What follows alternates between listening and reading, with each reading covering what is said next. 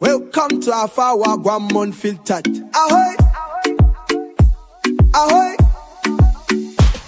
Aye! Oh, for I die, Guam. Hear that I come alive. From just Pirates Cove, we sailing for what's right. Captain Jeffrey Pigwell keep the compass true. Andrea on the map. Guam director coming through. Tigs with the signal, save our startup loud. Doc Akimoto on deck, AMC proud. Leaning close, let the real talk run. Ha good nya tutu man, everybody has one. No whoosh on this ship, no fear in our eyes. Raise the sails to the truth, watch the whole place rise. Hafa Hour, Guam Unfiltered. Hafa Hour, Guam Unfiltered. Ahoy, ahoy, sing it unfiltered. Guam sauce for true seeker, yeah, we deliver. Hafa Hour, Guam Unfiltered.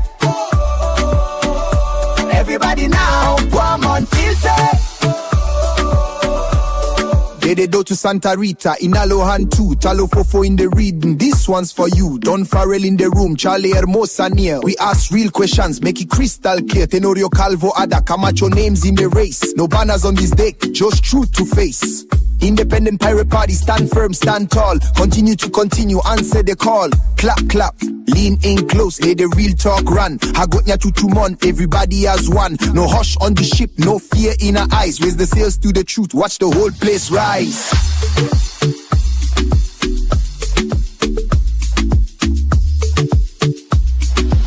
Hafa Hour, Guam Unfiltered.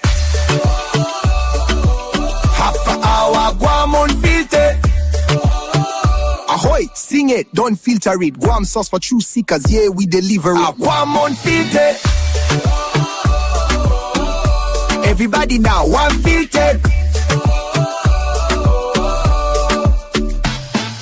White ladies breach when the night wind blow. Truth don't scare when the truth must show. Chief Gagao and Matapang, strength we carry on. Sarina in the tide sing, Guam sing along. Continue to continue. Independent pirate party. Hafa Hour, Guam Unfiltered. Hafa Hour, Guam Unfiltered. Ahoy, sing it, don't filter it. Guam sauce for truth seekers, yeah, we deliver it. Tune into Hafa Hour, Guam.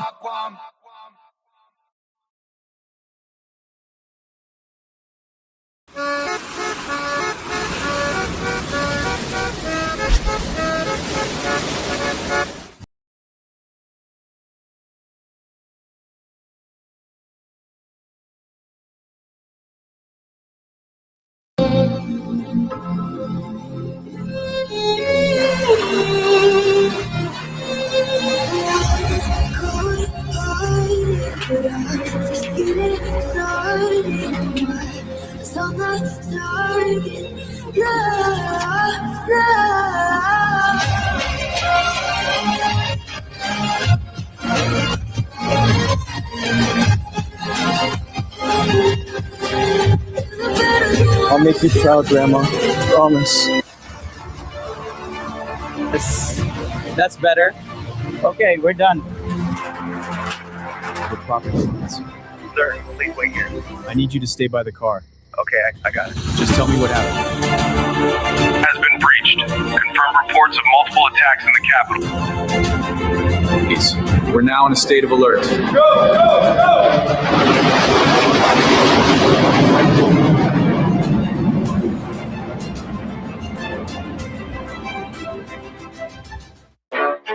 You ready?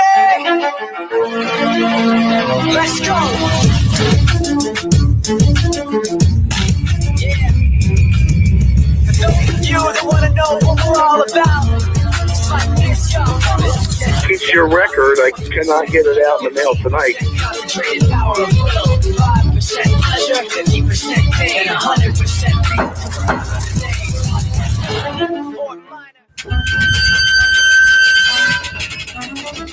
Come on in. Yes, but I didn't. Details emerging of a major political scandal shaking the island.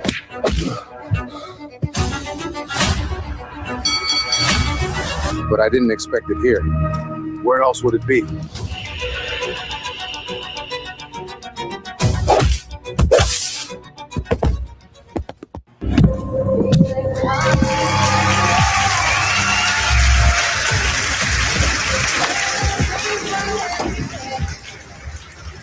Only thing that's on my mind is who's gonna run this town tonight. Yeah, I said it, we are. This is Friday. Hey everyone, how's it going?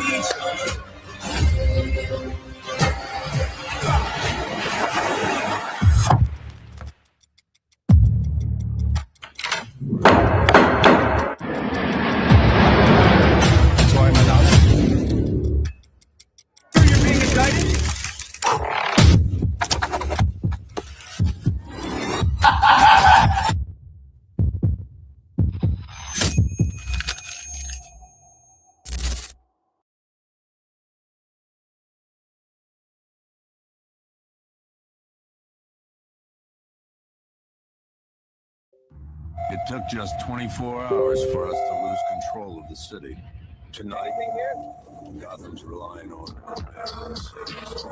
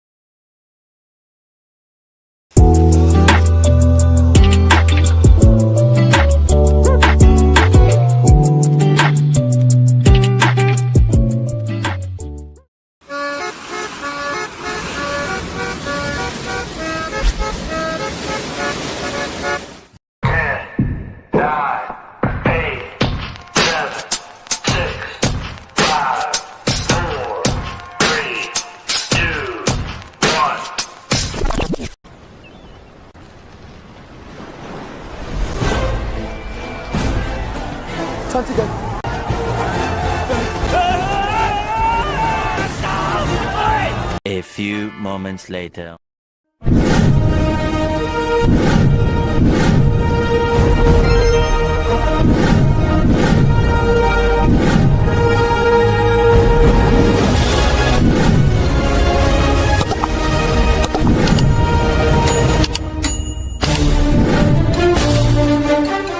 And each story is told in a different way. Sometimes I hear the same birds singing from past weeks, telling of their adventures since last seeing each other.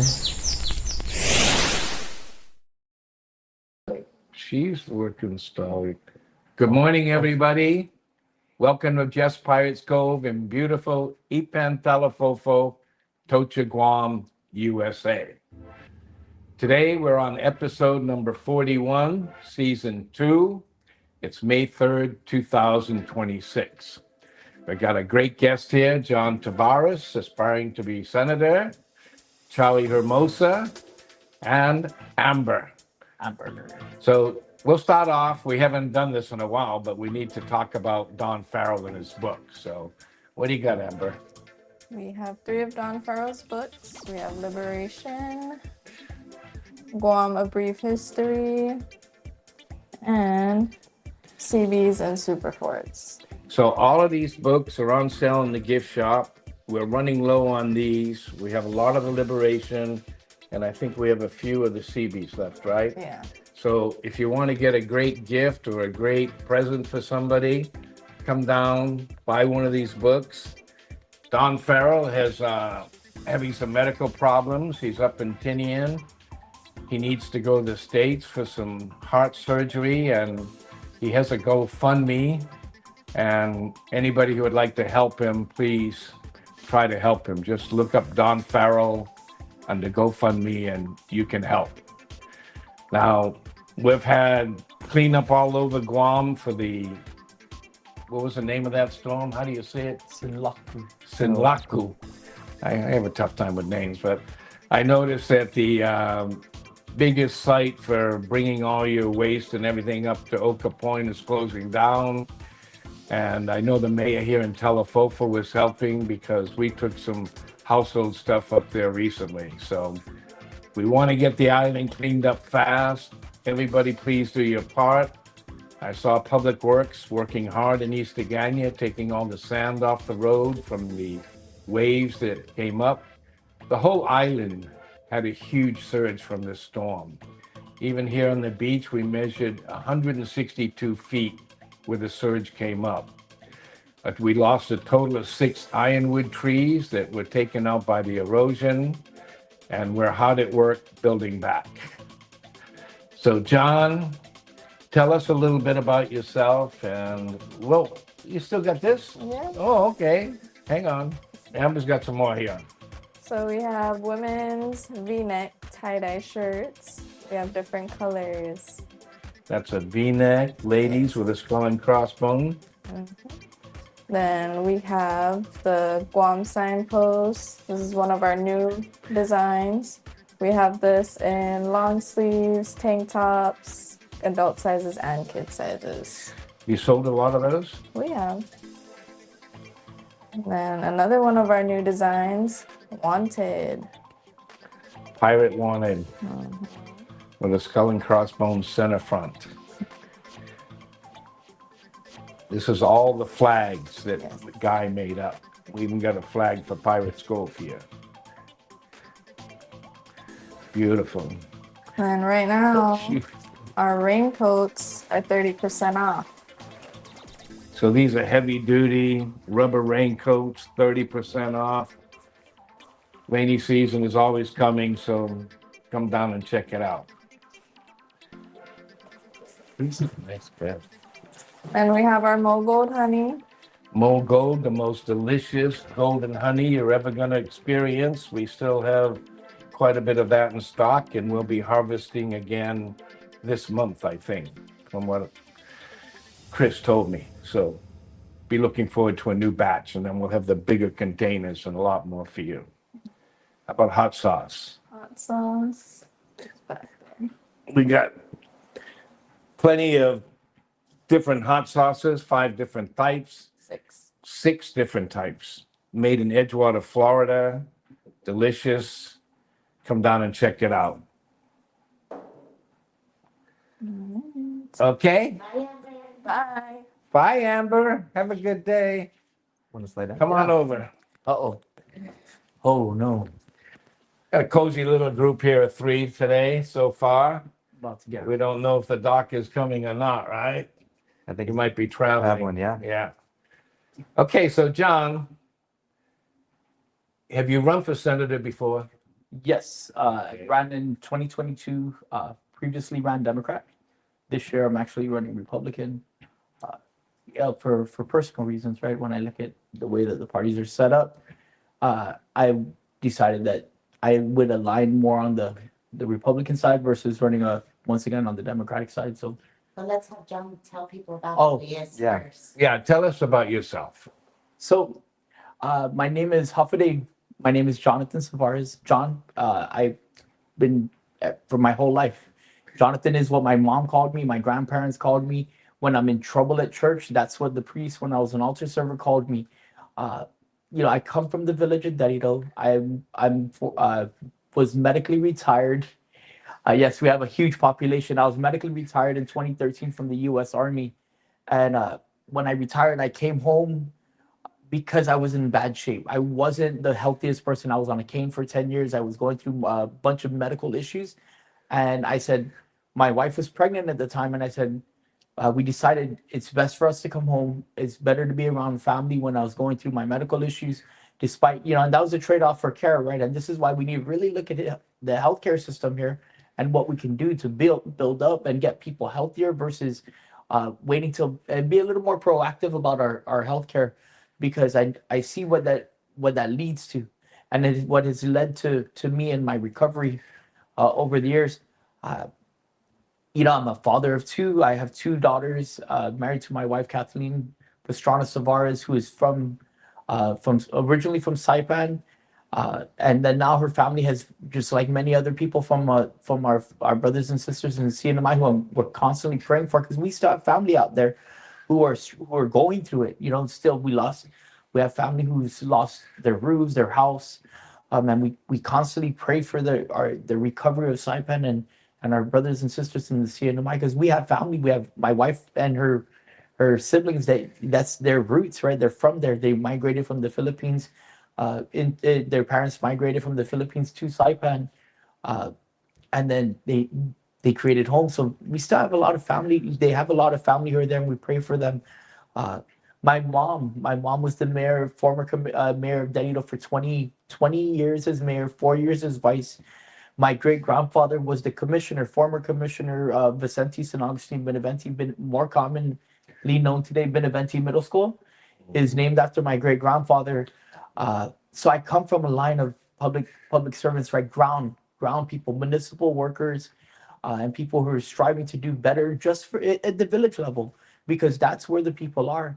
And I believe that's kind of the why I'm running, right? The why. I'm tired of the normal people like who live in the village, who are constantly coming up and saying, why would I want to do that? I'll work with the mayor because the mayor understands. I'm not going to go and try to go work at the bigger level, because they come down every couple of years and they ask us for their votes, but they don't get things done. I'm the kind of person, right? I watched when my mom was working for Maria Jo. Remember Typhoon Omar? Oh, yeah. My mom was working for Maria Jo. She was the shelter manager, because our house was not too far down from the shelter. And after Omar, me and my younger brother, who we went and we were the ones helping clean the classrooms. And these are the things that we grew up doing, right? When my brother had leukemia, I remember Make-A-Wish Foundation, we had 10 pallets donated by Pepsi. This is when, remember the old Diet Pepsi in the gold can? Sure. Yeah, they donated 10 pallets of that, and they put it in our front porch at my grandparents' house, and we recycled all the pull tabs. And it took us about 6 to 8 months of every day we're going out there doing. That was when you could just pop top. You could take that off, right? The one that we have today, where you have to, up and down. The old, the pull tabs where they would recycle it and give you a higher rate. Yeah, they were heavier aluminum, right? Yeah, so we did that for Make-A-Wish. It took us a while to get rid of it, but at the end of the day, these are the things, the small things that our family's done, right? We started. Me and my brothers, we initially the Delito Yellow Jacket, or not the Yellow Jackets, the Delito Soccer Club.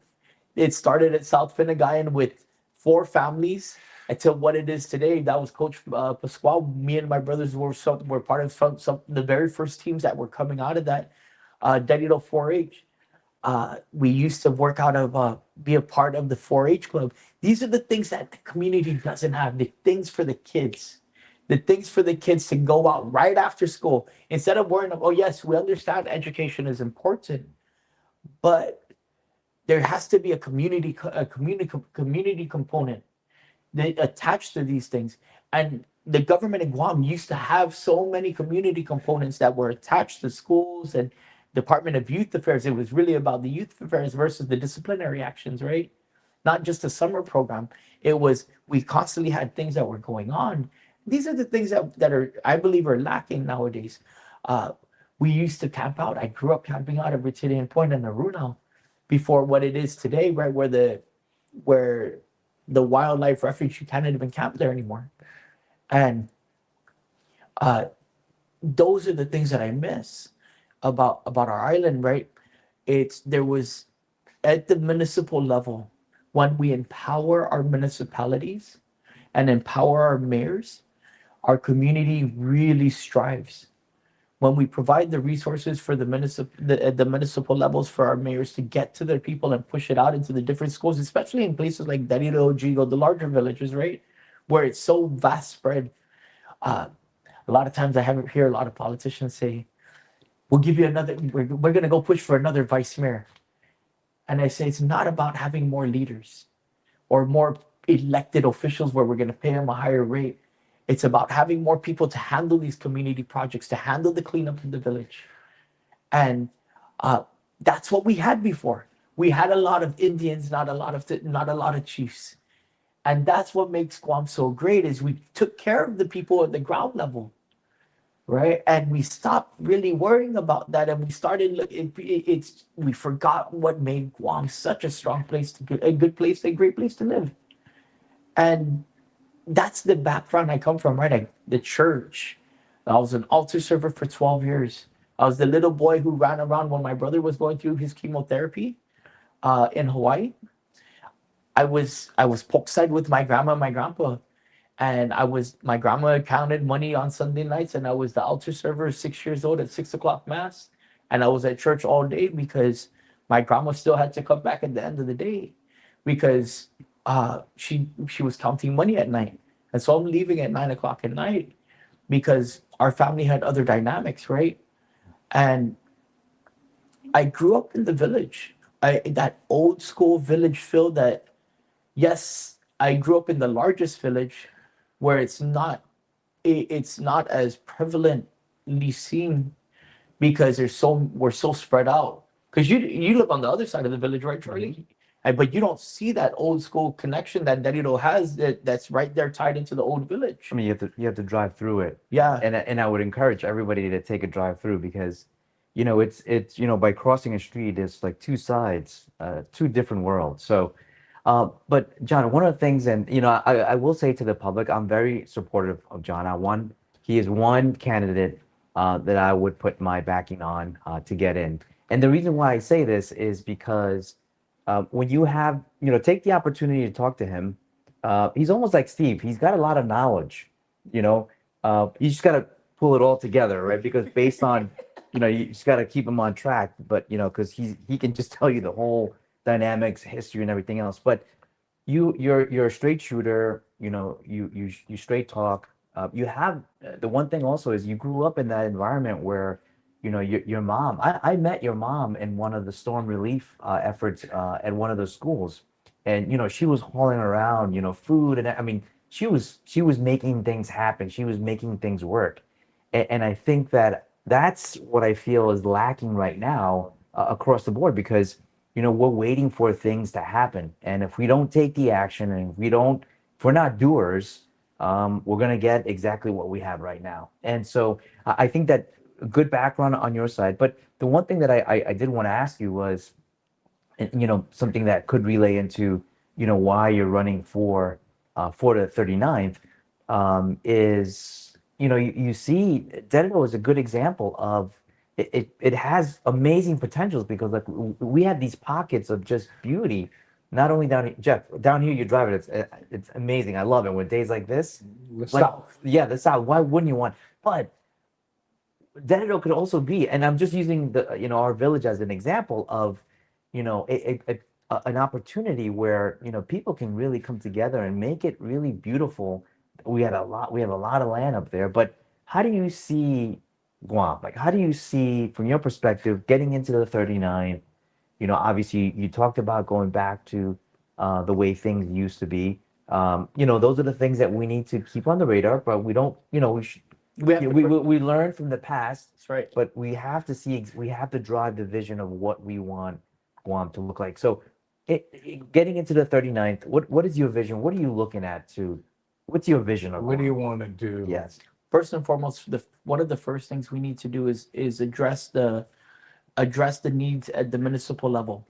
We need to, for me, we have to look at the base budget that each municipality is given, and I'll use the village maintenance funds. Each village right now today gets $50,000, and that's the base. Every village, whether it's Umatic, Maritzo, Derrida, Tumuning, doesn't matter what village this is. Everybody gets a baseline. In Derrida alone, there's been years, and I guarantee you this year we're going to run into the same thing, that we're going to spend over $50,000 in fuel, and it's because we have more equipment, we have more maintenance needs, we have because the vehicles, a lot of municipalities have a lot of vehicles, but we just have more things to handle, right? So our equipment's constantly running $50,000, and you probably are going to use $50,000 just in your, this year to operate this place in field. You imagine with the generators, right? And we've been having on and off, kicking on and off. And I heard you talking about the fuel crisis, that how it's affecting you and the cost of it. So imagine that $50,000 just in Derito, Jigo. I guarantee you, Derito, Jigo, Barragata, Manila, Agate, and even some of the mid-sized villages like Chalapago or not, those guys are all going to blow that $50,000 off. Where are they going to come in? They get the whip, the 2-cycle oil, the chain, the bar and chain, the additional stuff for their village maintenance. And because this is not about a labor thing, this is about a materials thing. This is the thing that I'm looking at is when we talk about village beautification, and we're going to get into the RF because junk cars I have a massive issue with. Well, right now, the cost of fuel, especially diesel, has gone up. It was costing me $500 a day to run my generator, for after the typhoon. Yeah. And John, so, but looking at that, when you look at the municipalities, when you look at the mayors and what they need, obviously some villages are bigger than others, right? So there has to be a comparative cost to ensure that they have everything that they need. But well, when we look at municipalities and the way their structures, I think one of the things that we need to do is empower the mayors to be able to get their own funding. Like right now, they're at the mercy of the governor. You're right. Is there a policy that you could propose that would strengthen the ability for the mayors to go out and get more money? And I'm not going to bypassing administration. There is, and it's something that my mom talked about, and she was told it's political suicide, and it's going to be told to me straight up, this is political suicide, because I'll tell you, I've had a person who sat in one of these chairs tell me that never talk about taxation. One of the gubernatorial candidates, he said, but he's known to love tax. He's known to love tax, but he told me straight up, John, when I told him that this was one of my ideas, that he said, John, never talk about tax. And I'm not going to sit here and lie to the people of Guam that I'm not looking at some sort of tax increase to cover that deficit you're talking about. But there's only one real fair way to do this across the board, across the island, is to examine our property tax rates. Guam currently has one of the lowest property taxes in the nation. And I know people are going to may disagree with me, but wholeheartedly, we do this in a tiered structure that makes sense. But the money that is going to be generated from this raise will not go to the government of Guam's general fund. This is going in to cover the difference. If we look at the population and the different size difference between Pneumatic and Derito, this is, or Jigo, if we use any other village, it's binary what village we speak of. But guess what? Property taxes, that revenue that's generated in Malasu, guess where that's going to go, Charlie? Yeah. Guess what? The property tax in EPAT and that you pay in that's going to go right. And currently, it doesn't go to EPAT. It goes into the bulk of that goes into the general fund. So what I'm saying is, if we're going to do a property tax increase, then let it stay in the municipality that property tax is generated, because that's real taxation that works. We talk about taxation that's going to work for us, and go to the things that are needed for our community. So I'm not going to sit here and lie and say we shouldn't. I'm going to just magically, and the BPT is a whole different thing, because I hate the way the BPT is structured. But listen, if it was up to me, I know it's his big thing, and if I zero taxes, right? I mean, that's just not, right. I mean, Charlie is a no tax guy. No tax guy. No property tax, no BMV. Because I don't see it working now.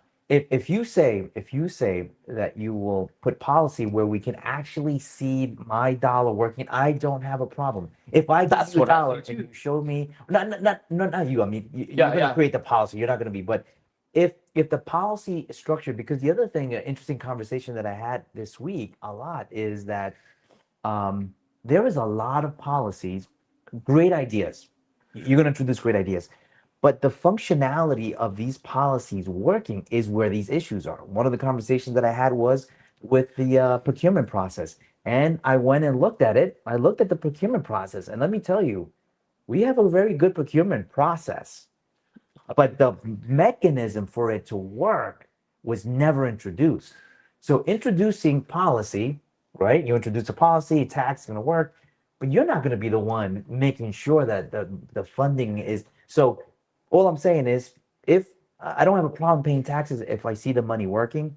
But if there is an introduction of some type of tax policy, it has to have a mechanism where it stays within the rails, and the money's not able to, administration's not able to come in here and oh, I need this for a pay raise, or I need to start making this magical accounting work. So that's something. No problem with taxation, but only if it's working for the people. If it's not, So zero tax. and wholeheartedly, I agree with you, because I know that one of the biggest things that I'm going to have to contest with, and I know that I don't know if you were here that yet, but there was a scandal a couple years ago when it came to the mayor's council using their money, and then they cannot use municipal money for any off island trips. And because it got just like a lot of things in the government of Guam, sometimes things get a little out of hand, and there's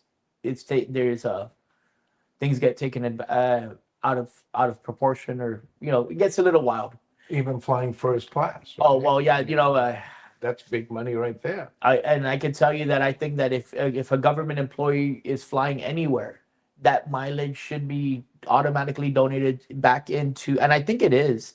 It should be going back into medical referral, and then because then we're not, at least we have something to help our people, and double dipping into taking a resource that we paid for, and then taking the benefits of that resource and then using it for our people. So it's like it's an additional win for our people that we have something, we may have something installed. Well, I mean, it's our money, right? So I'm hearing that GVB is taking a trip over to Las Vegas. They're going to spend over $400,000 in spending, right?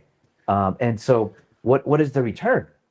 And so trips have always been, and even in the private sector, whenever we would have to justify these trips, because it can get out of hand, right? With the per diem, the flights, the hotels, but we would have to come back and produce something like a hardcore. Okay, this is what the return is, right? I don't see that coming back, from these junkets that are taken, and so I think that that's an issue because it is the people's money. Right, and I'll tell you, this sister city thing that the mayor's council has, and I've been very fortunate to be the driver to some of these mayors, and now the sister city program, the mayors are actually having to pay this out of their pocket. They're taking their money to go, because these are sister city relationships that their people are coming. We have a lot of Filipinos who are coming nowadays in these sister cities. When the mayor goes with the delegation of one or two people, out of their municipal planning council, they're paying out of their pocket. They're bringing, as well as the mayor or whatever staff they need to bring, right? But it's all coming out of their pocket because the mayors learned they got in trouble, and wholeheartedly, sometimes, like I said, it gets out of hand. Yeah. But here's what it is now. I've been part of the hosting committee for delegations of 40 people when we made an investment of 3. That's that's the return that we should be talking about. If I send 3 people to Las Vegas, I better get 40, and guess what? The mayors paid for that out of their pocket. Yeah, and that's we can say that we can say that we're gonna spend $400,000. But here's something to think about. We spent how much money on airline incentives, but you know what? Who comes for a longer period of time? I remember a couple years ago they did and I know that I heard. I don't know if I've ever spoke to Jeff to ask him about. They did that airline incentive for the people in the States, the people who are from Guam. Oh, during deliberation. That's right. That was a deliberation. And we got a really great turnout. And guess what? We had a great turnout for liberation. Yeah. They weren't here for 2 to 3 days. They were out here in our restaurants. They were staying at hotels. They were staying, and they were here for 2 to 4 weeks. Well, one was unfortunately there was also a storm that got hit, and their flights got canceled, but they had an extension of 1 week. But guess what? Yeah, they unfortunately, and for those who are watching, part of the program right now is where you would see Doc probably dropping a couple of F-bombs. So we'll just I don't know if, yeah, shout out to Shout- Doc, I know. because he would be pointing at you right How- now and saying I GVB. would. And, yeah, he would be dropping F. And I'm not gonna get mad at GVB for trying. What I'm gonna be upset about, is where's the ROI? Where's the ROI on the people's money? This is not GVB's money as people like to look at it. They went to the legislature, which is the people's house, and asked for this money. You came and you asked the legislature and the senators for this money in your budget request. And the reality is, you are saying that I'm going to do my due diligence and do the best that I can to get the best return on investment for this money that you are giving me. Right? And at the end of the day, do I feel like that is happening? Yeah, and, no, I mean, and I'm not mad at former Senator Regine Lee, and I'll tell you why. Because she's trying different things. Right? We went through the pandemic. We went through Marwar, the pandemic, Marwar, and then now we just finished Sinlaku. But at the end of the day, is the route that you're pivoting generating the numbers that we were hoping, and we're not hearing that. The numbers that are here, that they're I believe it feels like that the numbers that they're here that they're counting as visitors are the military contractors who are coming back and forth. Yeah, I mean that's a good point. I mean that's a data we need to see. But that's where their money's coming from. Yeah. It's the hotel tax that these people are paying on the stay on Guam while they're here. Yeah, and they're locking in the rooms for 2 weeks to 6 months. And guess what? That means that the tap is going to be running. And it's great that. Well, it's good to have the money, but should we be spending it on a huge staff at GVP? I mean, there's no tourists coming right now. You know, my theory is the people that pay the taxes, the hotels, should be the ones to say how the money goes. I really feel that way. And the politicians, I don't agree with a lot of things they're doing. Mm-hmm. I believe that cleaning up the island, looking for repeat business. I do like the idea they can bring down the airfare if that's, how the money's being spent. I like that. But the huge staff to do what? What are they doing? Yeah, and I mean, talking about airfare, one of the breaking news this morning, right? Spirit Air is closed down. In the States? In the States, they just shut down overnight. One last flight landed 11:50 p.m. last night. Everybody showed up at the airport this morning. No job. Everybody was gone. No travel. Nothing. So, but one of the reasons was that these cost of fuel has gone up so much that they're not able to sustain the business. But they could have been saved if it was under, and I'm reading more about this, but the initial indication is this would not have happened if during the Biden and Buttigieg allowed for Spirit to merge with, I believe it was JetBlue. So, but again, when politics gets involved, I mean, these are the things that are going to happen. And, and so these are the things that we need to make sure that we take into account here. But going back to, Jeff, you brought up, we were together on Friday and I was asking you, I said, Tucumán looked a little empty, right? It is empty. And so, but to me, that would be alarming. And I don't see the sense of urgency. I don't see the sense of urgency. This is the reason why I have been very upset for the last couple of weeks, because we walk around, fuel's going up, surcharges are being implemented, the cost is going up. We have employees that are battling now, being able, to pay for fuel, which was over $6, right? And they have to drive themselves to get to work. I mean, they're paying fuel to get, to get to work. I mean, and so when we look at all those things, I feel like I don't see any hustle. I don't see any hustle from the 38. I don't see any hustle from the administration. I just don't see that sense of, sense of urgency. And that's my issue. There are so many policies, there's so many emergency things that could be going on right now to ensure that we stabilize the situation on the island, but I don't see anything happening. So to your point about the taxes, what other things are you looking at? Once you get in, what are the things you're looking at? So readjusting and I believe this is going to be one of the first things that I want to tackle, is the recycling revolving fund and restructuring the way that the recycling recycling revolving fund. And you talk about it all the time. Give me back my $25. And guess what, Charlie? We're not going to give you back your $25 because here's why. Because we talk about taxation that's going to work or fees that are going to work for us. And right now, the recycling revolving fund does not work for the people who are doing this. The money currently goes from Department of, it doesn't go to the Mayor's Council. It doesn't go directly from to DPW. It goes from when you pay your fees and revenue and taxation to the Department of Administration, then to EPA, then to either DPW or the Mayor's Council of Guam. And you wonder why the Mayor's Council was so upset with this and said, we don't want anything to do with this.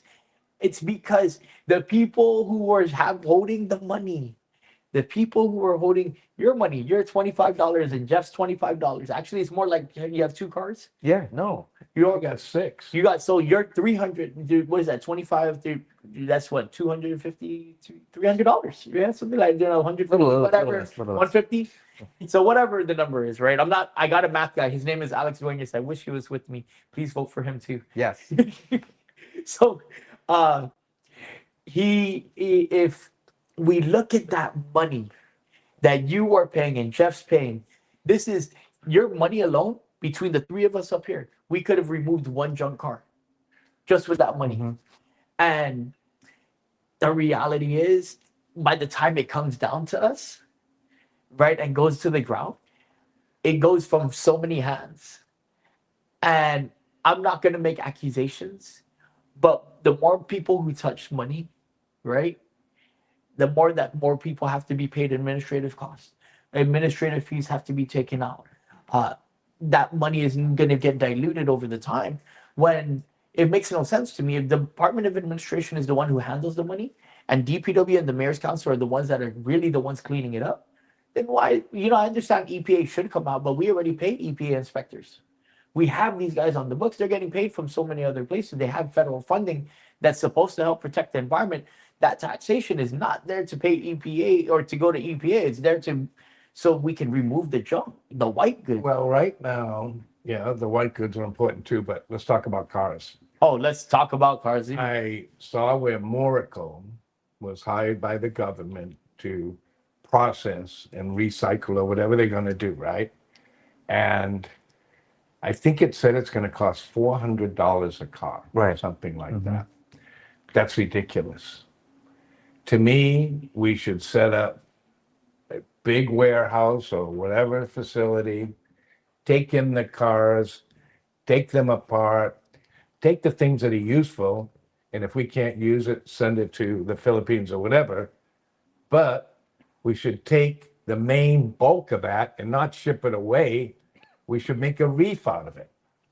I really believe this will work. And I've had people that are involved in doing that, like Don Baker's one of them, tell me this can be done. It has been done other places, and it was done on Guam before, but now we're still talking about sending it away, which is a barge or, a cost to us, right? Unless we're getting money for it, which, where does that go? I mean, does that help the recycling fund go down? Or does it go in the pocket to somebody that made the deal? I don't know. Yeah. But transparency, how many junk cars do you think there are on Guam? You want to come study? I can show you 1,000 in 5 minutes. No, I think it's just take a guess. It's like 15,000. No, it's more than that. I think more than that. I think it's right? almost closer to 50,000. They said 50,000. So we got to do something to use it to build the reef. It's like off of a roadie way out there, 300 feet of water. Place them where it's going to work to create maybe some environment where the fish will thrive in or something. But, to send it to the PI it isn't going to be cheap. You had a good guy, and I wish he was here today because you're walking right into him, is Mr. Sablan. Dave's great. And my background in the military was in public health, right? Actually, I deployed as a preventive medicine specialist. I did air quality testing right by incinerators, burn pits, all those things that are bad for your lungs, which is great for me now because the VA has to cover that. but I live with I live with that, right? And but we talk about it, so now I can actually see, okay, there's ways to incinerate things that are good for that doesn't have that adverse air quality effect, right? I really think for decades and decades, and actually even beyond you and I, before you and I and all, we could put all our ages together in this room, and by that time, that many years ago, they were burning trash. They were burning trash and right at the back of their yard. Everybody was burning their trash right after this typhoon. And now what I think we should do is not keep burying trash. Because what we're seeing now at Luzon is where I talked to people who are right at the backside of that waterway. And they said, their water is being tested and it's coming out Hanum Calakas. And that's not Dirty water.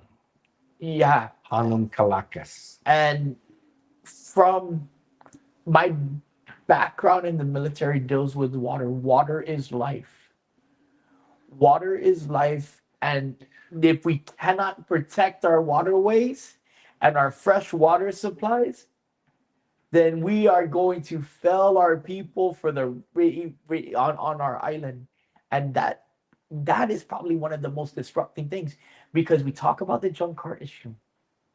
And I can take people around this just in Derrida, because a big portion of that northern aquifer is right in Derrida, or is right in Derrida, right above a bunch of our Chamorro land trust properties. And guess what? We grow more cars on Chamorro land trust, more cars than trees. We grow more white goods than kamuti, and that's sad, because these things are just sitting there rotting, getting burned. And then what's left with that metal? Then it's going to leach into the soil. We talk about why we can't fix our soil. So why do you think we can't do it? Why? Because somebody has to get paid. Somebody needs the credit. It's sad because the money's being channeled into somebody that's prospering at the cost of the people. It's nicer for people to say, look at what I've done. Look at what I'm doing. I don't care who does it, and I don't care who gets the credit. The way I was raised and what I've watched my family do year after year after year. If we had to stop every single time to ask for accolades, then guess what? Things would not get done. And you ask me the systemic problem on Guam, it's every time we want to do something, everybody wants to do a ribbon cutting. So we have to push this out 2 weeks. We have to push it out. The ceremonial, it's all baloney. What? People don't protest enough. Yeah, the people are sedate when it comes to issues that they're interested in. And because the politicians kind of just keep things rolling, away from the real facts and the real truth, to me, Guam should look right now at all the places that could be a clean water source and get rid of using these wells up in the north that have pollution surrounding them from previous military events or from cars or from everything else, oil thrown on the earth, seeping down. We should be looking at the ocean. We have a beautiful river right over here, the Tocha River. That should be looked at as a clean water source for feeding this whole southern area if possible. And that's what we need to do versus burying our trash. Because burying the trash was caused because of politics. Dave had the incinerator and everything else years ago, but they didn't trust the people that were trying to implement it. That's the problem. And this is what happens with Guam. If there's money to be made, the politicians jump in there and see how it's going to benefit them first, and then disseminate to the people what they think they should know. Just as a disclaimer, I don't know Dave Sablon. Personally, I do not know Dave Sablon. That's why I said I wish he was here, because when the incinerator idea keeps coming up for a long time, I was like, all right, cool. I'm anti-incinerator because I am diagnosed with COPD. I literally have a medical condition that deals with my respiratory. I have the same thing. Yeah, and when I heard him for a long time, but then I took his challenge when he was on Ray Gibson one time, and I went up and I looked at the system that he was talking about, and I was like, all right, cool. What's your? I went and I pulled up the data, the clean air evaluations, and I was like, all right, I can deal with that because I looked at data. I literally was getting the air quality testing, and you, Charlie, you've been to the Middle East. Remember the smokestacks? All black tar, all black smoke coming out. The systems there are new systems that Dave is talking about. It's not necessarily, I don't care which one we go with, right? To be honest, I don't care who gets the bid. All I care about it is it gets done. Something like this something gets done. Is there literally things that are going to clear that's going to bring the air quality back to normal. And if we can have that kind of technology done here, then let's burn at least some of this stuff, right? We have a rubber tire. You drive past the old Dedido substation today, there is probably, what they said, 2 million tires up there. 2 million tires, and that's on Tremor Land Trust. Guess what else it's on top of?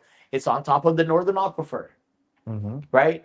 You go right next door, Global, and it's. I'm just trying to be realistic, right? Global, right next door, you have a recycling center, and nothing against the recycling center because they're trying to pump out these cars, but they don't have the capacity.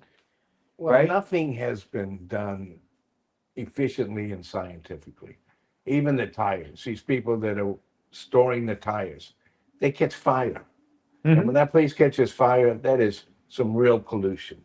But there is technology to take these tires, melt them down, and use them to mix with asphalt, or different things could be done with them. There's two things that I want to see done with recycled tires. One, first and foremost, you're right. Making aggregate on Guam is something we should be doing. We literally should not be. If we can make our roadways better using recycled tires by heating it up, I know what technology you're talking about. DPW just has to buy the right equipment. It's almost like even glass. Exactly. All these beer bottles and liquor bottles and every kind of bottle can be crushed and added to asphalt to prevent people from skidding. And it's proven. I mean, this technology. It works in Hawaii. It works in many places. Yeah.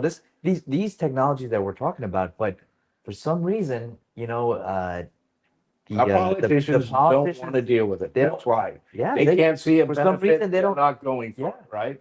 Agree. Let me be a little witty here, because this is a better solution than patching the potholes in our village the way we've been doing it for years. All we do, and I'll tell you, this is one of the things that the mayors need. They need a generator and a tampering machine, because I've gone out there and I've patched pothole. We're given Cascal and blacktop, and you know how we have to do this? We get our shovel, we fill in the pothole, then we get the back of the shovel and we start tapping it down. So we're not really fully compressing it, and then we get a little bit of cold mix and then put it on top, and then we get the back of the back tire. This is such a Chamorro way to do this because we don't have the right resource, and then we reverse back and forth over the cold mix and just to taper it into so it battens down. But guess what? It's not the proper way to do it. This is why the same pothole that's been there down the road from your house, down the road from Andrea's house, down the road from Charlie's house, is still existing, because when it rains hard for 2 or 3 days, that pothole is going to be popped back out and re-exposed, and it's slowly going to reopen. And it's just like it's you're fixing the scab, but you're going to pick at it. And then as time, the scab's going to reopen and the wound's not going to heal. We need to resurface all the roads. You're right. With no skid and real asphalt, because the coral that was used before, I had a big problem out here for years that it was so slippery. There was like an accident at least one a month out here.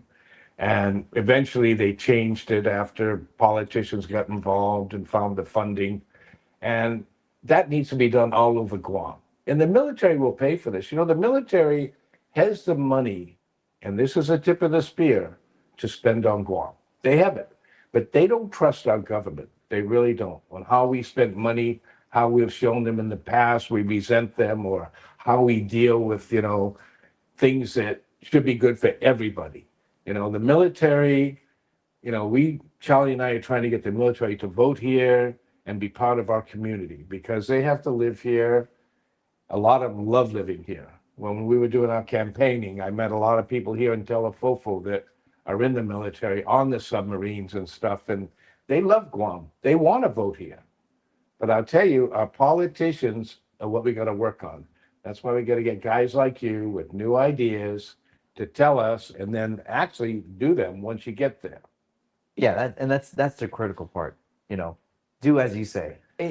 That's why I didn't want to build this. And I don't know if I've ever had the conversation with you. I was asked to, what am I going to do about this? The main things, right? Education, healthcare, public safety. And I was like, man, there's a lot of other smart people. I'm one of 15. I can't answer every question. But I can look at public safety the way I look at it, right? My platform is based off 3 things. Our community, which we talked a lot about, right? The villages and cleaning up our villages. Our families, we need to fix our parks. We need to make those safer and then start working from one point and working outward, right? Because it makes a lot of sense. If we can secure one location, just think about battle planning 101. In the military, we secure one location, we secure this. And then from this location, then we slowly go out and we work out.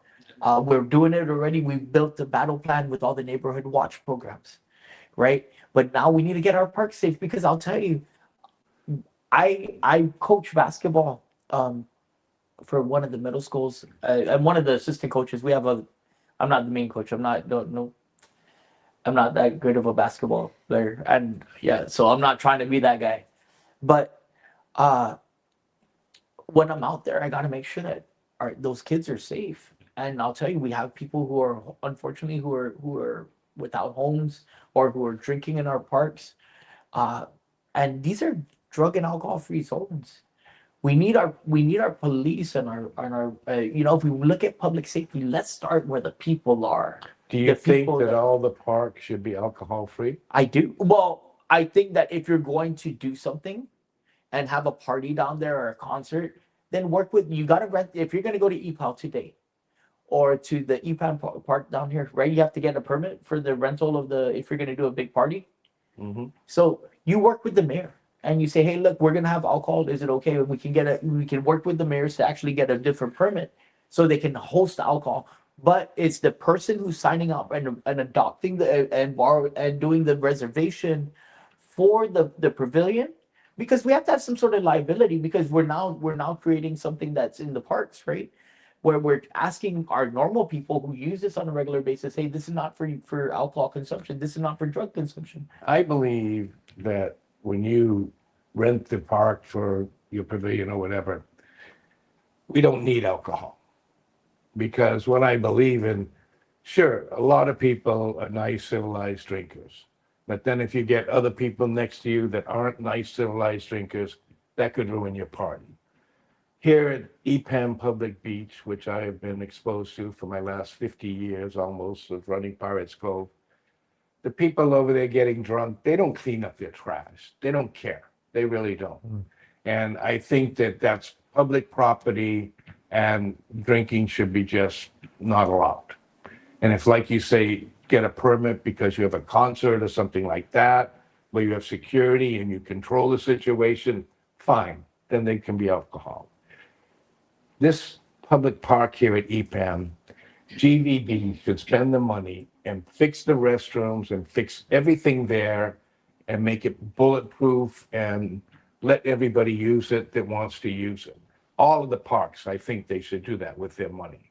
Because the tourists like the parks, they like to go around, should be nice for them. And that's the issue. I mean, there was a comment that was made last week on how it's been so great to see the community come out and really use EPAL Beach Park, the EPAL Park. And they're playing volleyball. And my thing was like, yeah, because they have nowhere else to go. And so this is my thinking is where we start gravitating towards saying that this is okay, but they're not really peeling back the onion to understand exactly. It's a great thing to see everybody come together in one park, but they're driving from several other villages to get to EPAL. So do they not have parks in their villages that are safe, where they can take their kids and play volleyball and soccer? And my issue is that they're going to EPAL because they see that There's police activity. It's safe, but again, we're not patching up the pothole. We're not making the park safe. And so I think this whole notion, this is where we kind of go into this realm where we're like, no, everything's okay, and everything's like, no, everything's not okay. The villages should have pristine parks, and whether it's GVB or Parks and Recs, the responsibility lies with somebody to be able to make these things happen. And the enforcement is It not needs there. to be kind of privatized too, to maintain the parks. Maintain it. I do Because we agree haven't with that. seen good reaction from GVB or, you know, whoever else that takes care of them to do a good job. And if you take EPOW, I hardly ever go down there, but I went to a party a couple of years ago with some friends, and the fly situation, the red ant situation, all of these need to be addressed, and they can be. You know, with a good performing government, they can take care of this, hire the pest control or whatever. But, you know, when I was going to get food, the people had to open it up and then close it because there were so many flies. Yeah. You know, here at Pirates Cove, I really work on fly control. And I get a lot because I'm close to the ocean. At low tide, you get flies, or public beach, whatever. But it can be controlled. We do it. You put like a big, like, no bug sign, like. Yeah, you tell the bugs, but not only there's things you can use to keep it away. And, you know, using Simple Green with a citrus like that on the tables. And there's a lot of products that can be used in the earth and the grass that take Or away. environmentally safe, you know, you're not, but yeah, I mean, and again, it takes a little bit of initiative to be able to do that, right? And that's I think the problem that we have, because when we got on our travels, I mean, I've gone into countries, you know, where you'd be amazed how, you know, they take pride in making sure that you're able to use the public restrooms, right? Because you're a visitor. They want you to be like, this is our home. Welcome to our home. And I'm embarrassed to go to these bathrooms in these parks right now. Well, I mean, they're terrible. What do you think our tourists are thinking? What do you think? Like, I have friends that have come over, you know, to visit me, and just kind of had these impressions, like, man, what's going on? Like, you know, I know it's an island and we have this island living, but there's a breaking point, and I think it's gone to the point where it's not a priority anymore. We're just kind of like just letting it go. Like, nobody cleans the bathrooms. Everybody, the lines are broken. You know, you can't use the toilet. Nothing's working. It's you know, something has to give. Here's what it is in my simple view. When you don't use the same toilet as me, because you cannot, because your mom, it's un continue, right? But that's all I have. And you know, it's nice when you have extra. And when you forget the normal people who are the people using this, right? That's where to me society is messing up. Is instead of creating class, instead of creating differences in our society, we all talk about that these things all need to be done. The restrooms need to be clean.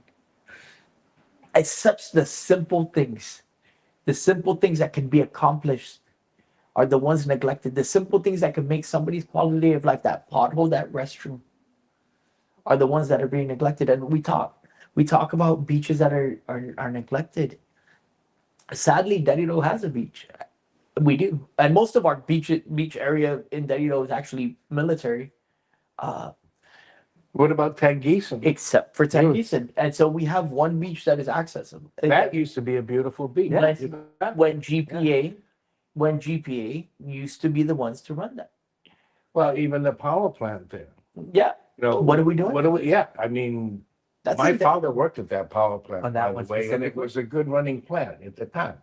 But, you know, we come in with something new, and then we just let that thing sit and go to waste and turn into a pollution hazard or whatever, right? Everything has to be used to its fullest. From what I heard, I know people still fish out there in Tangeesan plenty, but you know how remember some people died eating seaweed out there too. Yeah, but you know how many junk cars are down in Tangeesan now? Oh yeah, everywhere. People use Have you been to Tangeesan? Yes. Okay, I'm just making sure you know. People use the energy to take their trash down. Like these are not just small bags. These are big. Go hide their trash down Yeah, there. I mean, and that takes a lot of energy to be able Well, to. if somebody patrolled, you think that we could curb that, right? Or Yeah. do something. It's sad because that's the only beach in Delito that's accessible to the community on a regular basis, right? And yet they threw it on the mayor's office and said and DPW said, "Oh, you guys take care of it." But the Delito mayor's office didn't get any more resources. DPR didn't get any more resources, and yet this would be such a great place for people in the village to be like, okay, look, go past Two It Lovers was Point. before, you know, I to grew let up going something down there. go, to let something go bad is the worst. Well, even this Ipan Beach, growing up, we used to drive down, you know, and there used to be a lot of people who had parties down here because the pavilions were operable. Remember, even in Tengisan, they had that nice pavilion that GPA built. And over time, they had to destroy it because we couldn't even maintain the top. It actually even had a cooking area inside. People would rent it from GPA. So sad. It's Very, very, very, very sad. it's you ask us why people want to leave is because we make it where people don't want to stay because we take away the things that are nice for people to live on Guam. So have we elected the wrong people in office? Is that why this is happening? Well, I think it's a combination. It's a yes or no. It's a yes or no. You know, I say yes. Yes, I say yes. Say yes. There is a yes behind that, and there's also a no behind Look that. at your governor. Because okay? when you're one of 15, okay, let's start there. Oh, in right? fairness to where you're going, that's true. So there's you're only one person. I'm one of 15, and that's why I tell people I can't make promises because at the end of the day, I know I have to go sell this to 14 other people, at least 7 other people to get this through.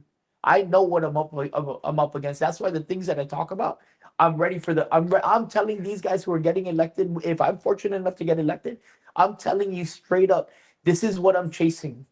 This is what I want to do. This is how I intend to do it. And I'm not going to sit here and lie because and I'll tell you, when I ran in 22, there were people who literally were running on the same slate as me, running side by side with me, who stole off my platform.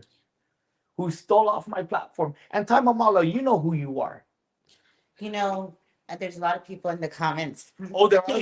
Yeah. There's a lot of Oh, people. sorry. Hey, did I make you mad? I'm sorry. If I made you mad, please vote for me still. Make them okay. We want to hear what they have to say. Yeah. Yes, everybody has a voice, and you're tapping into something that Charlie and Jeff and we all stand for here, the Pirate Nation, is the idea of a third-party system. And the third-party system is not about Democrat or Republican, or even for this, mine is not even independent. It's people like you, Fernando, people that were trying to make change, but didn't get the support on either side of the party system. You know, I know you want to debate about it. Yeah. I'm not debating. What are The comments. Yeah. We have Johnny Utah who jumped in and said Guam is a Democrat's island. Gov Guam doesn't want its visitors to be comfortable. It wants its visitors virtue sympathy. One second. It wants the visitors to know how bad the United States is. Gov Guam is mentally ill, just like the Democrats. This is Johnny's take. We always get the hardest comments. No, and just in response, right, to I see him post every week. Yeah. And I read all the comments that you guys are getting as well. It's because it's challenging the narrative that you guys are talking about. And I can tell you that his sentiment is not far from people that I've talked to. And here's my thing, is we're yelling at the wrong people. And I talk about it all the time. We're right? We're very fast to yell at the military when they're trying to work with us and negotiate with us. And we're very fast to yell at the federal government to you owe us this, this is what we want. And we want to raise our voice. But I look back at the history, the late, we look at the history of great leaders on Guam, and you hear the story of people like former Congressman Antonio Wampat, right? How he went out there and he had to work with the federal government and build that bridge. And to get the things that the people of Guam needed. It wasn't necessarily about yelling at the government on the side of the road here. It was about working through their system. This is Uncle Sam's system in the sense that we have to navigate. And I'll tell you, the government of Guam has two different major places: the Department of Interior that we should be working through, as well as the Department of Defense, as well as we need to be on both sides of the Department of Interior, which is the territorial side, and the native inhabitant side. Because if we can tap and start pulling more grants on that side, then guess what? I'm talking about fixing Chamorro Land Trust, getting the infrastructure that is deserved, that needs to be out there, cleaning up the Chamorro Land Trust properties. And Mr. Utah, you're right. We're yelling at the wrong people because we're out there protesting against them. And guess what? The only people who are destroying our island is ourselves. We're the ones who are watching the people dump that drunk car versus calling the cops and getting the license plate of that car who's doing it, or the picture of that. We're the ones putting it there. The cops coming when we call them too. I mean, Well, it has to be a no, proactive of response, course. that makes things work. Of course, there needs to be a level of proactiveness. And we saw them. They caught 6 people dumping junk cars in Manila a couple months ago, right? And it's fast. And I'll tell you, you know how fast it is to dump a junk car? You hitch it up. You could be less than 30 feet, 100 feet from that place. You hook it up. You drop it, then you throw a bottle. Never mind. We're not gonna get into the rest of it. Don't tell this. Yeah, it's because I see it happen, right? I think these cars are worth money. They are. They are not having to be an expense of 400. I think they're worth money if we do it. Okay, but then you're missing the part where some of these cars are full of trash. Guess who has to clean up the trash? This is the mayor's office staff. That's why I'm mad. I harper on EPA, because EPA is not the one coming to take out the trash. It's DPW out of these cars. It's EPA, it's DPW, and it's the mayor's council community maintenance workers. They're the ones coming out, and then guess whose budget that comes out of? It doesn't come out of EPA's budget. It comes out of the mayor's council or DPW's budget to dispose of this additional trash that's put in there. Then they have to drain the fluids. Then they have to, but then what I firmly believe we shouldn't be doing is recycling it somehow, some way, because at the end of the day, this is the things that we should be doing. Versus, I don't know if I'm sold on the reef, and I understand you know more about water than I do, but I need to see. It's not that I know more. It's just that I feel we could investigate, see what's being done in other places that work. I don't we are disagree. Guam in the middle of nowhere, right? Maybe we need to bring in a recycling expert to help us. And there's nothing wrong with that, because as long as it works, that's a solution. And Miss Peggy Denny, shout out to you, because she does a lot for recycling. Oh, she does tons of recycling. She recycles But tons. talk about it, and we're getting to the close to the top of the hour, so we'll give you an opportunity to kind of close this out, and give the people an opportunity to listen to why they should vote for you. But I was looking at a picture of the administration sitting with in a round table with some of the military leaders, and the staff that the governor had around is a joke. Like the people that she had to the right and to the left of her, I would be laughing, because I see and I know personally on the other side of the military side, and close friend as well, sitting there. I can't understand how we have people sitting in that administration next to the governor that have no idea of what they're saying, what they're doing.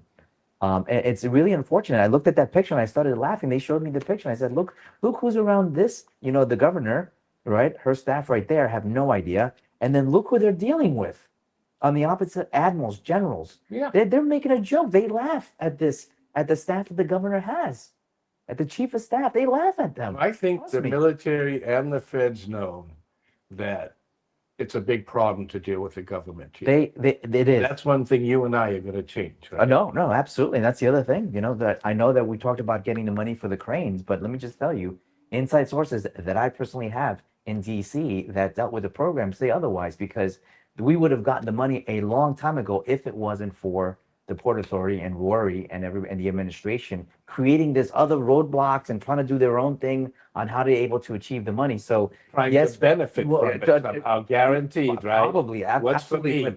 But let me tell you, they said that money would have been here a long time ago if it wasn't for this administration, if it wasn't for Rory and them trying to create this other system. So very interesting. Now these are inside sources that I personally know that I have in DC that are telling me this. I believe it. Yeah, we also have several other people in the comments. Won't go through everyone here, but Jerry Yingling, he was on our show previously. He said, shout out to John. He's good. Yeah, I like him. Yeah, shout out Yeah, to no, John. Jerry's another strong candidate. Very strong. He's very similar Yeah. to you. The story is very similar. You know, it's not about solution. It's not about which side we sit on. It's about the solutions. His comment here, and I will read it to you. Just give me a second. Jerry says, the Iran war and jet fuel prices resulting from the war caused the downfall. Biden has been gone for a long time. When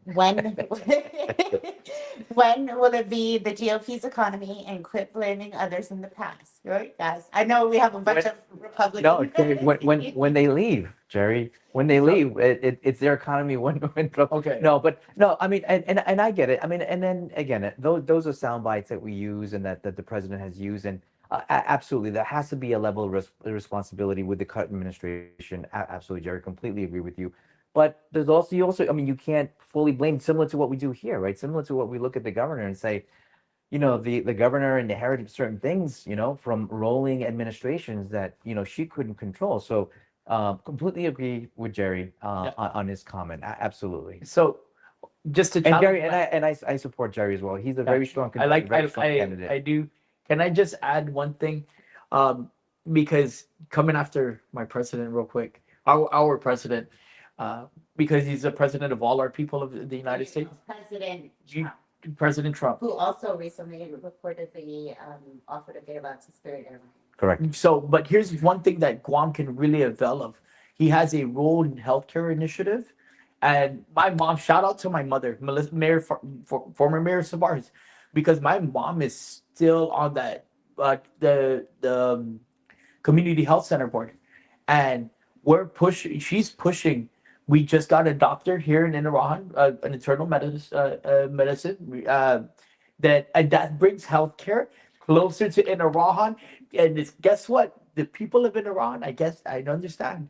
And the people in Iran, okay, law. That's where she's from. Sensitive, okay. Yeah, and President Trump's rural healthcare initiative is something that we on Guam and the community health centers are going to be working on, and we're going to do whatever we can to move that forward, because Guam is considered rural healthcare, and if we can be smart about it, we can get healthcare into the southern villages in a manner. Man, come on, Charlie. We have to be positive somewhere.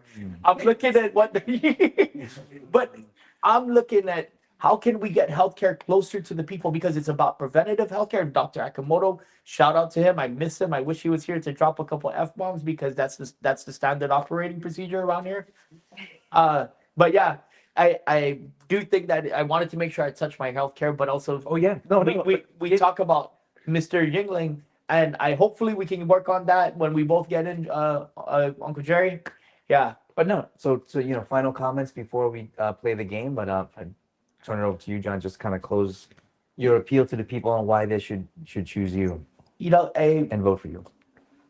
First and foremost, let me thank you, the Pirate Nation, Jeff, Charlie, Andrea, my wife, and my kids, especially because we had to make an adjustment to our mass schedule, because Sunday's really my family day, and actually outside they brought up my in-laws. Shout out to them because they brought them down. But I would like to say, first and foremost, thank you, Guam, for allowing me to run. Thank you to all the people who signed my petition, all the messages, the countless messages of support, the people who just randomly stopped me. Thank you. Thank you, thank you, thank you. And I would be remiss if I did not ask for your votes this coming election from everybody, because this is not just about me. This is not about Charlie, not about Jeff, not about my family, not about just any single family. This is about Guam as a whole. And in order for Guam to get back to where we need to be, we have to get to the basics of our system. And the basis of our system on our island is at the municipal level. And first and foremost, those are the people who take care of you on a daily basis. Those are the people in your village who you call. And that's the base of my platform. Because at the end of the day, those are the people who need the help. And with their help, I get there. And we really make change for Guam. And we really put power back into the municipalities for our community, for our family, and for Guam. Thank you all, and I really appreciate the time to Charlie and Jeff for having me. And thank you, Guam. One love. All right. So with that, we're going to move into the game.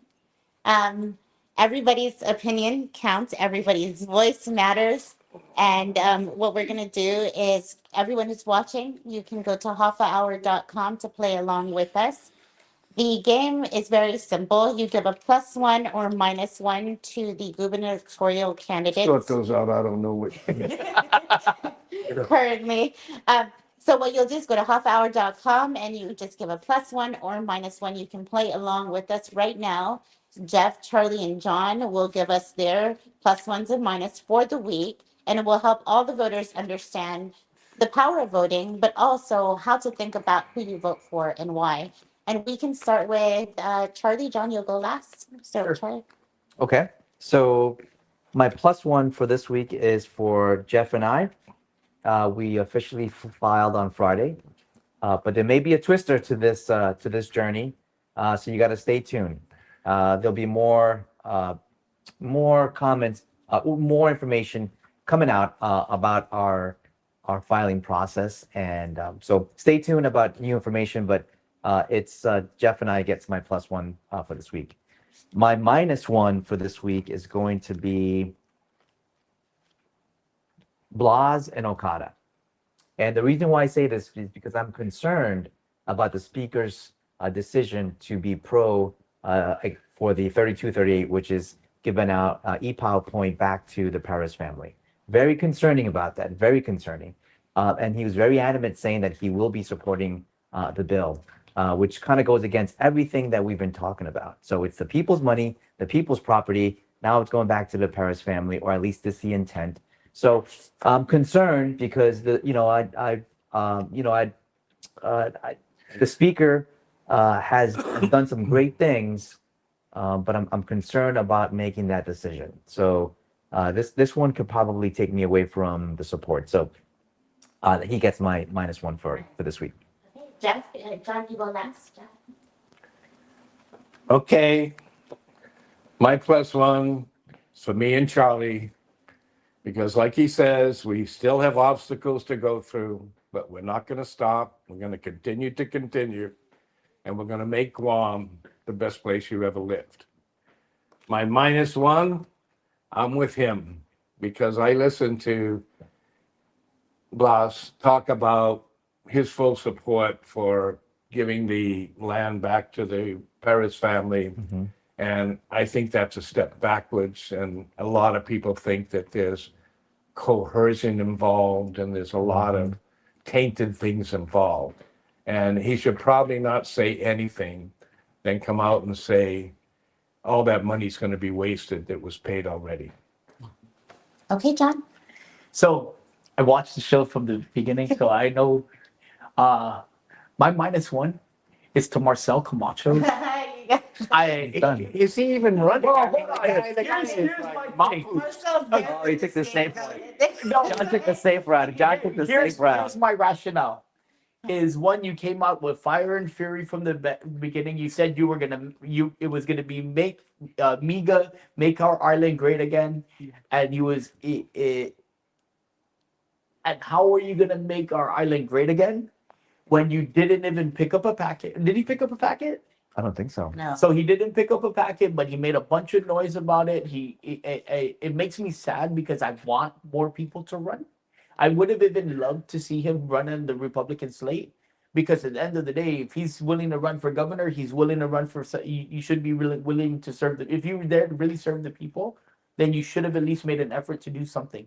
But don't come out and make us think about something and say you're going to do this and not even step up to the plate, not even to pick up a packet. So you no offense, Uncle Marcel, you are going to get my -1.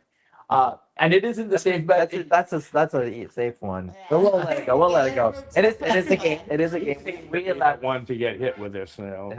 Minuses. So my +1 is actually going to go to Charlie and Jeff, because at the end of the day, Charlie and Jeff, to be coming on as an independent ticket, knowing what's stacked against them, I know what it would take for them to get into the general election ballot and to run and be like, even though the odds are stacked against us and we have to get what is it, 5%?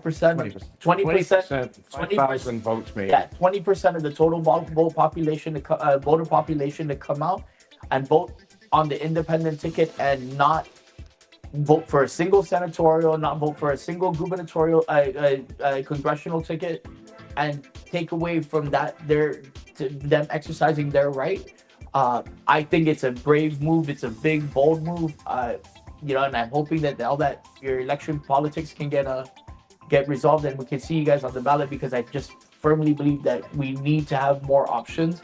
And independence is an independent ticket, and making it a little bit easier for our voter initiatives to be had, I think is something that we really need to be looking at, just because it is going to help to broaden the voices of our people.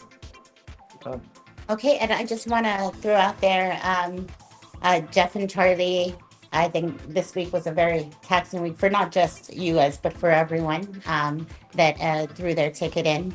And I do want to say, as a reminder, Jon is having an upcoming event on the 20th. Yes. Oh, yeah, May 21st. I was very much at odds of if I was still going to carry on and do another fundraiser, knowing that Sinlaku just came and gone. I was out there on village recovery right after the typhoon, which is something I've been doing for years. And I prayed, I went to church, and I talked to a bunch of my friends and my family, and they said, Jon, here was the guy who made it. I have a friend who works for GPA.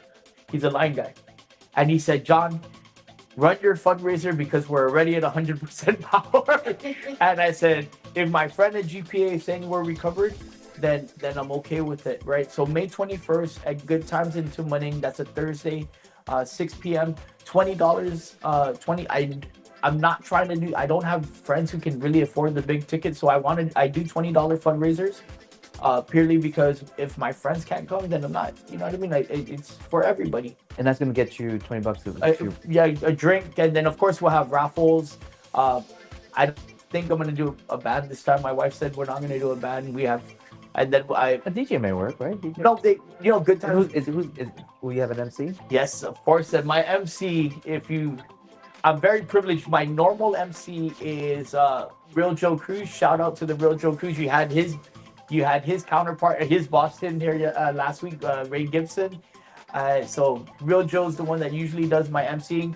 And if Real Joe's unavailable, we do have a backup who's he's a very funny comedian type style. So we always have a good MC to try to come out and keep everybody engaged. But if you guys are free and you're compelled to, if you feel like you want to share a little bit of your money with me and our campaign, actually it's not even for me. I wish I could have used it to send money to Saipan with some Loku relief and bought some stuff, but the FCC tells me I cannot. No, you cannot. So, but the 21st of May, please come and join us. We really appreciate it and hope to see you there. Yeah, and so you can reach out to them on their social media. Yeah, Facebook, Instagram, pay at the door. Okay. Good times at good times, right? Yeah. All right, guys. And so, the final big question. What's the big question? Am I ready to dance? Oh, there you go. You heard the song. All right, guys. The conversation on the way here after church. The one conversation we didn't talk about, but maybe we'll save it for later, is the medicinal. Oh, yeah. Okay. See if we can get the song playing. Oh, yeah. Right. How's the hour going? I'm going to do the Charlie move. Or the Dr. Akimoto move because he's not here. Yeah, the Charlie will love that, Charlie. The doctor's the stitch. Over a die Guam, here that I come alive. From just Pirates Cove, we sailing for. You know, as much. That's it. Okay, Yeah. good. Welcome to Hafa Hour, Guam Unfiltered. Ahoy! We hit Doc on the Ahoy! kind of missed it a little bit. You know, Over Adai Guam, hear that I come alive. From Jeff's Pirates Cove, we sailing for what's right. Captain Jeffrey Pigwell keep the compass true. Andrea on the map, Guam directory coming through. Tigs with the signal, save our startup loud. Doc Akimoto on deck, AMC proud. No, I'm not trying to talk about it. It's just like Leaning close, let the real talk run. How good to man. Everybody has one. No whoosh on this ship. No fear in our eyes. Raise the sails to the truth. Watch the whole place rise. I want to be. Hafa Hour, Guam Unfiltered. Hafa Hour, Guam Unfiltered. Ahoy, ahoy. Sing it, don't filter it. Guam sauce for true. Sick a year we deliver. Hafa Hour, Guam Unfiltered. Everybody now, Guam Unfiltered. They do to Santa Rita, in Alohan too, Talo Fofo in the reading. This one's for you, Don Farrell in the room, Charlie Hermosa near. We ask real questions, make it crystal clear. Tenorio Calvo, Ada Camacho names in the race. No banners on this deck, just truth to face. Independent pirate party, stand firm, stand tall. Continue to continue, answer the call. Clap, clap, lean in close, let the real talk run. Hagotnya tutumon, everybody has one. No hush on the ship, no fear in our eyes. Raise the sails to the truth, watch the whole place rise. Rumble. The last three was Rumble or Robert Leon Guerrero. Hafa Hour, Guam Unfiltered. Yeah, Greg Calvo. Yeah. You know Greg Calvo. I know everybody. Well, everybody knows me, I guarantee. Ahoy, sing it, don't filter it. Guam sauce for true So, well, I don't know. we Yeah, deliver the a old man, Guam pro life, very much pro life. Yeah, and so Greg Calvo and Brandon Vera were the last three. So Brandon was able to get in. Yeah, and nothing told me that Brandon wasn't going to make it. You know, Yeah, I mean, he's committed. In the tight scene, Guam sing along. Office, that side. They're the ones really pushing us for Independent Pirate Party. Hafa Hour, Guam Yeah. Unfiltered. Unfiltered. Okay, wait and shake hands now. Thank you. Thank you for thanking us. Thank you, Charlie. Yeah. Thank you, guys. Ahoy, sing it, Yes, don't filter it. Yes. Guam sauce for true Mabuhay. seekers, Salamat we po. deliver it. Tune into Arigato. Hafa Hour, Guam. See you later. I was saying my name. Awesome. Almost done.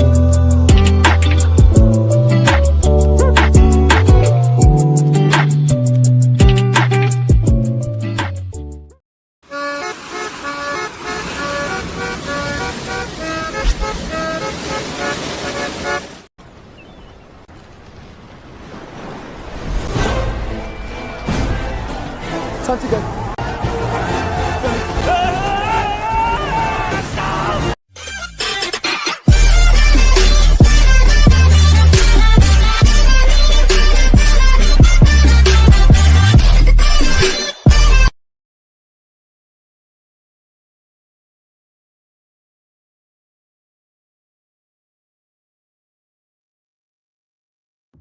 It took just 24 hours for us to lose control of the city. Tonight, Gotham's relying on emergencies.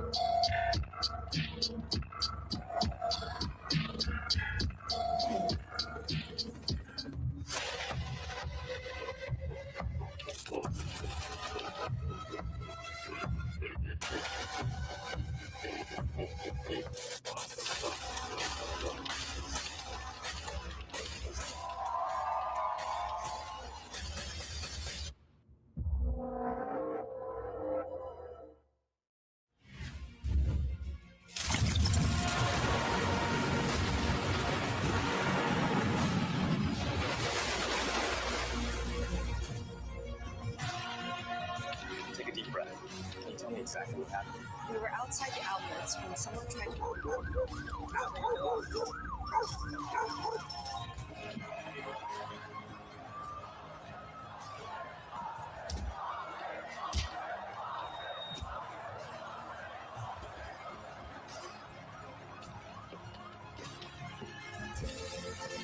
Look, Under these statutes, you don't have the authority.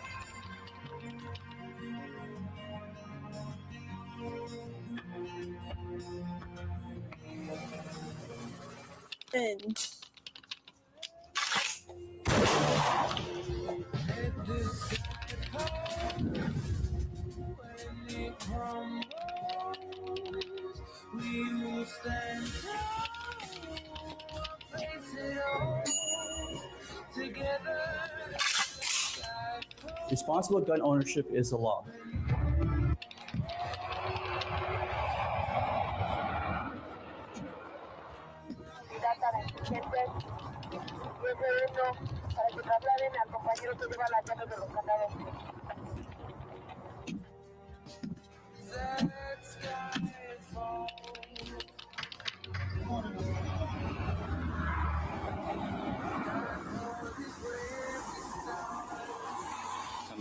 Coming from that appellate.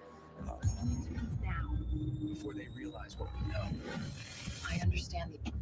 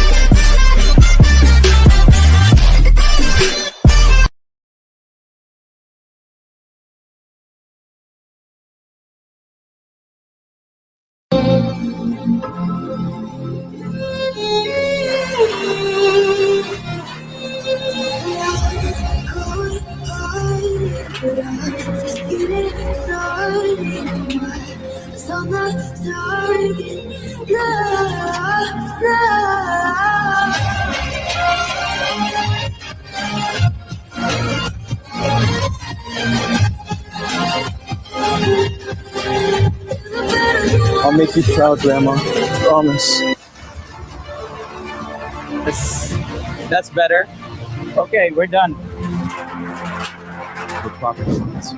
Sir, please wait here. I need you to stay by the car. Okay, I got it. Just tell me what happened.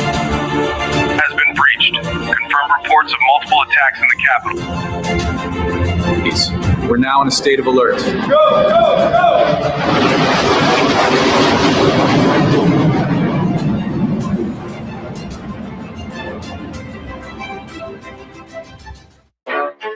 You ready? Let's go. Yeah. You that wanna know what we're all about. It's like this, y'all. It's your record. I cannot get it out in the mail tonight. Concentrated power of will. 5% pleasure, 50% pain, 100%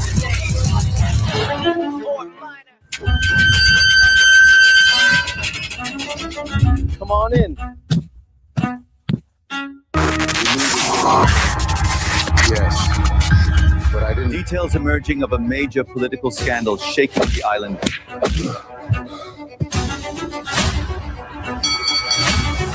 But I didn't expect it here. Where else would it be?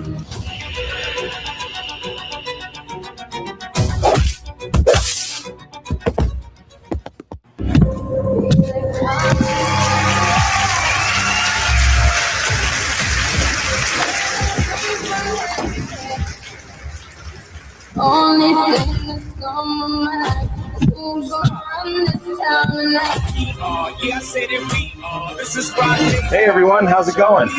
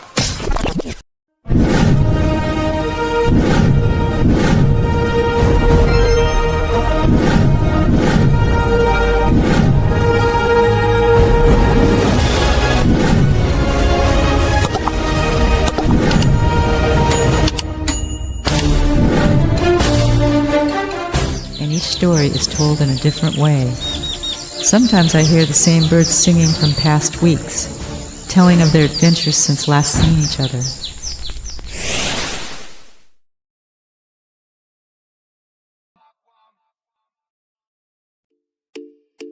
Welcome to Hafa Hour, Guam Unfiltered. Ahoy! Ahoy! Aye!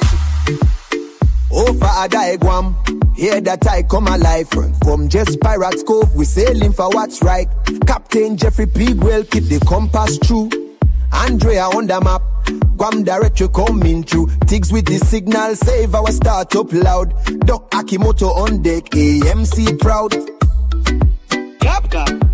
Leaning close, let the real talk run. Ha good nya to man, everybody has one. No whoosh on this ship, no fear in our eyes. Raise the sails to the truth, watch the whole place rise. Hafa Hour, Guam Unfiltered. Hafa Hour, Guam Unfiltered.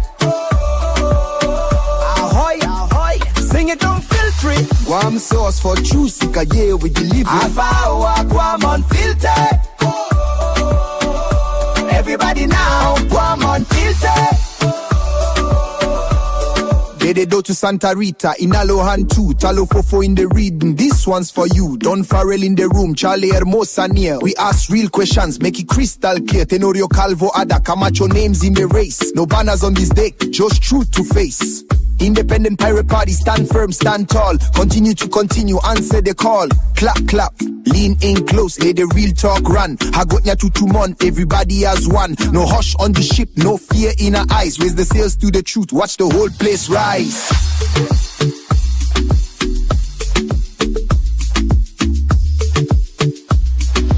Hafa Hour, Guam Unfiltered.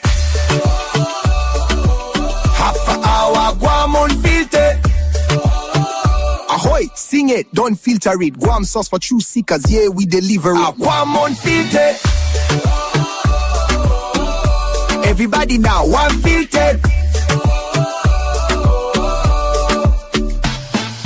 White ladies breach when the night wind blow. Truth don't scare when the truth must show. Chief Gadao and Matapang strength we carry on. Sarina in the tide sing, Guam sing along. Continue to continue. Independent pirate party. Hafa Hour, Guam Unfiltered. Hafa Hour, Guam Unfiltered.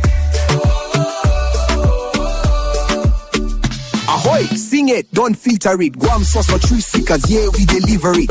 Tune into Hafa Hour, Guam.